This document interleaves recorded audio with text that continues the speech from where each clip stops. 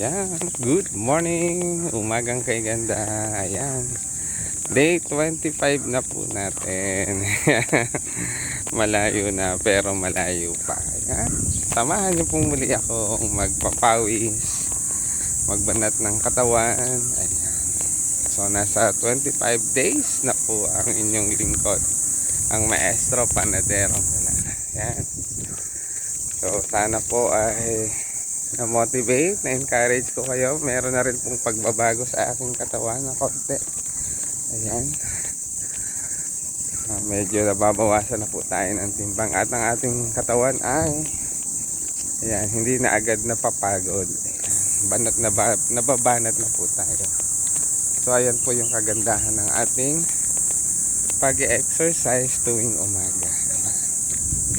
Kaya kayo, ayan, viewers at mga followers, tara at magpapawis na.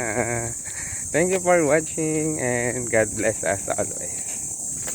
After nito ay mag-stretching tayo.